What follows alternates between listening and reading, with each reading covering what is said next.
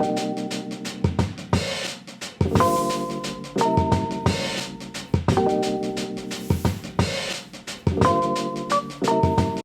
everyone, welcome back to my YouTube channel. If you are new here, my name is Heather Lewis, and today we're going to be doing a Q&A video. Within this past week, we have had a huge winter storm warning, and so it's been super cold, a lot of snow, a ton of wind. It's blizzard-like conditions.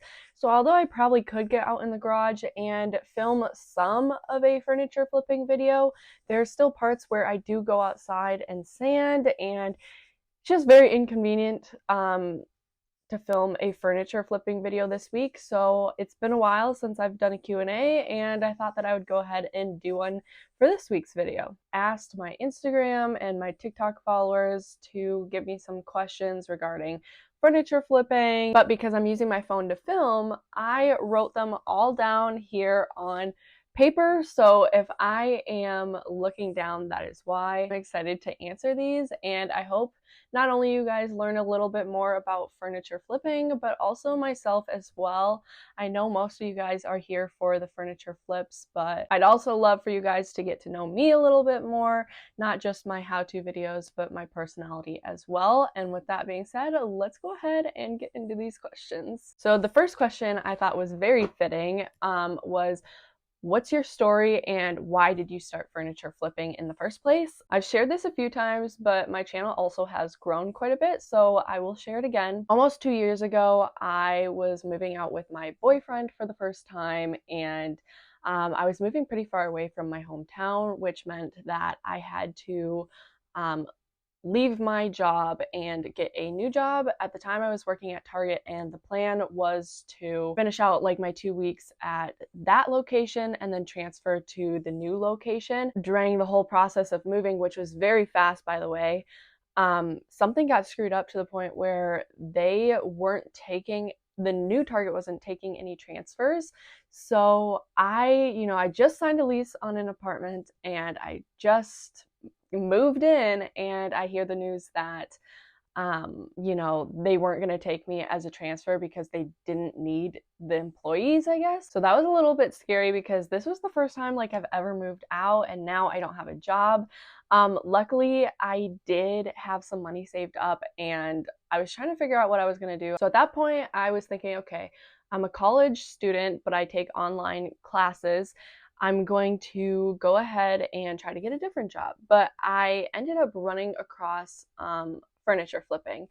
And at the time, COVID was still very much in effect, and furniture flipping really blew up during that time. Of course, when I found that, I was like head over heels for it because I was also dealing with a lot of anxiety at the time, and the idea of being able to stay home, work from home, and make money that way just seemed really cool. So because I had some money saved up and I had a little bit of time to figure out if I was going to get a new job or not, I decided to try out furniture flipping, and it just kind of stuck. Furniture flipping is what I'm doing now. I do also do like some other side things just to bring additional income in, but social media and furniture flipping is now what I do. Okay, so that was kind of a long one. We're gonna go a little bit faster now. But the second question is, when do I use 80 grit and when do I use like a 400 grit? And this is for sandpaper.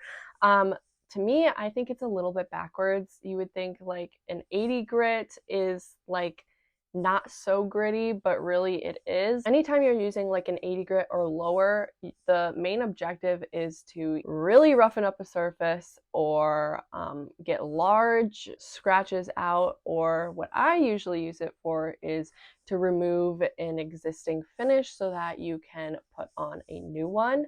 And then you kind of move up from there for different things. Like a 400 would be a very fine sandpaper that you use to sand in between coats, or to give the previous finish a scuff sand so that the paint adheres better to your new finish. Just note that whenever you are doing like a really tough grit, like an 80 grit or lower, make sure that you do work your way up to those finer grits so that the surface is smooth and it feels soft when you glide your hand across it. The first few times I used an 80 grit to remove a old finish. I only did an 80 grit and then I applied the stain, and it was really rough and I just couldn't understand why, but that's why. Make sure you are always moving up in grits. This next question is going to be real fast, and it is, how many years have you been flipping? And honestly, I didn't really think that it would become this big of a thing, that I didn't like say, okay, here's the date of the first flip that I did. But I started a few months before I started my YouTube channel, and I believe I started my YouTube channel May of, I don't even know, maybe 2021. So I just say that it's almost been 2 years now. This next question is a question that I get asked a lot and I kind of avoid.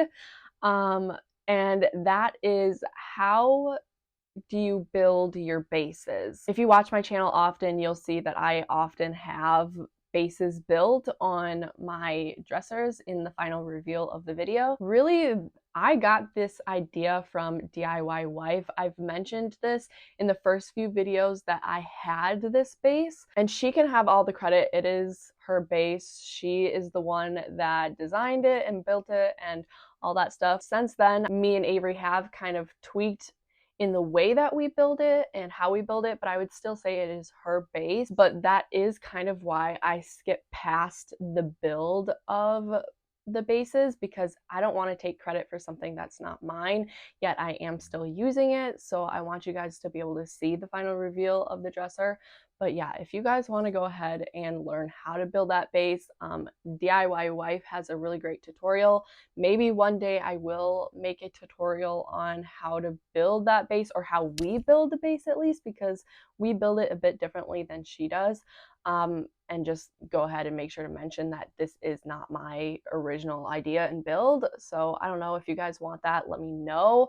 I don't really know if that's fair when she has her own tutorial and she's the one that kind of started the base trend. So I don't know, we'll see. But this next question is, where do you come up with your like furniture flipping ideas? A lot of people have recently like said, oh, like you're an artist and like you come up with great ideas, but like really I get all of my ideas from Instagram. All of the things that I have done, somebody has already done. And yes, the colors might be different. I may do whatever it is to different drawers, or like I do obviously make it my own, but you know, it's, you really can't make anything up. You can't really invent anything anymore these days because everything has already been thought of.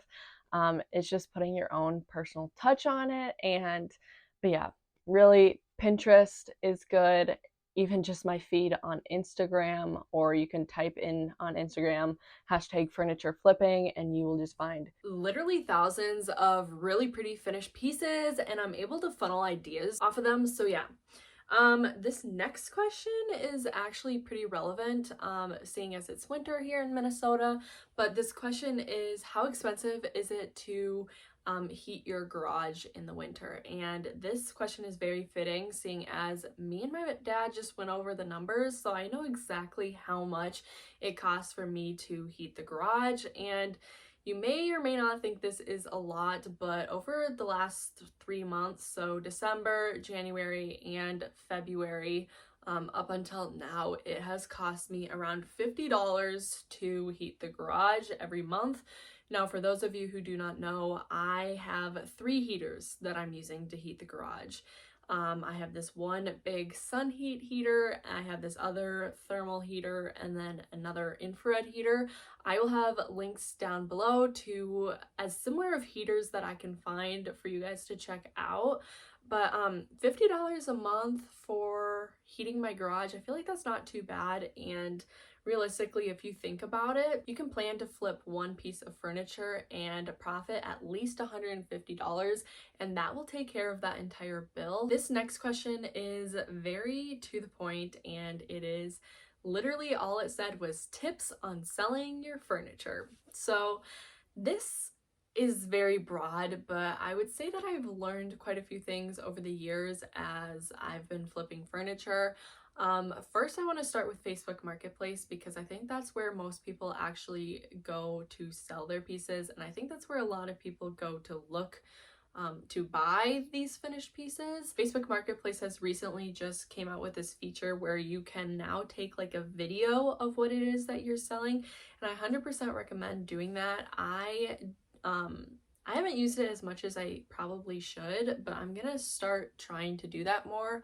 Another thing is make sure you are using all 10 photos. Try to stage your pieces, try to make them look nice and clean so that it stands out from all the other listings of people trying to get rid of their stuff.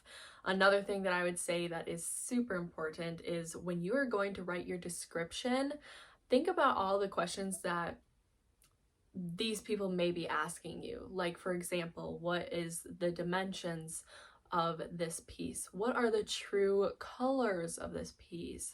How do the drawers slide? Is it from a smoke-free home or from a pet-free home? Try to think about those things and have them in the description already so that they are not having to contact you to ask these things. Because one thing that I have noticed is that the more that they have to come to you and ask these questions, and the more time it takes for me to respond back to them and them to get back to me, it makes it less likely that they're going to come and look at it. So I would recommend just having all of it there so that literally all they have to do is message you and say, hey, I want to come look at this. It takes all of the middle work out of it, which gives you a higher chance of making that sale. Now, as far as other platforms to sell your pieces on, I like the Next Door app. That has definitely gotten more eyes on my piece, as well as OfferUp, I'm pretty sure. I've listed a few pieces there as well, and I've gotten some traffic with that. So the more places that you can list your pieces, which actually makes me think about one more thing with Facebook Marketplace, and that is you can add your listing in up to like 20 groups. So make sure that you are joining your buy and sell groups and listing them to all 20, because it's just gonna get so many more people on your pieces, so many more eyes, and it'll give you a greater chance of selling them. I'm gonna answer one more question, and that question is, what is your favorite type of piece to redo and to sell? And if you've been watching my channel for a while, you probably already know this, but I really like flipping the dressers, especially the low boy dressers. I think that those sell a lot faster and have a lot higher of a demand than the tall boys, but those two will sell pretty well for me. So first it would be the low boys, then it would be the tall boys. Although don't get me wrong, there has definitely been some surprising sales with media tables for me and end tables. I know a lot of people will do whole dining room table sets. That is something that I have not done, and it just seems like a lot of work, but I know a lot of people profit off of those and make a lot of money doing that, so that is something that you could try. Otherwise, I know there are people that actually do couch flipping, and I don't think that's something that I will ever get into, but apparently all you really do is like you clean the fabric and then you list it and sell, and that may be something that's pretty easy and you might want to try out. It's just not for me. But my personal favorite, if I had to choose, are the low boys, and they sell well for me. So yeah. Now I'm gonna end it on that question because my phone just popped up like that 10% warning and completely stopped my video, so I'm restarting it a little bit here, and I'm not quite sure where I left off, but that just means it's a good time to end it here. Now, I got plenty of questions from you guys, so I have enough to make a part 2. Comment down below if that is something that you would like in the future. It's more furniture flipping questions, and it also gets more into kind of YouTube, social media in general, and also a lot of juicy questions about my personal life. So if that's something that you want to see, let me know. Otherwise, make sure you give this video a big thumbs up and subscribe down below if you aren't already yet. It really does help small channels like mine grow. We are almost at 5,000 subscribers, and I can't thank you guys enough. So yeah, I will see you guys next week with another furniture flipping video. It's another one-day flip, and I think I might be starting a series on that because you guys really love those videos. But with that being said, I will see you guys next week. Bye!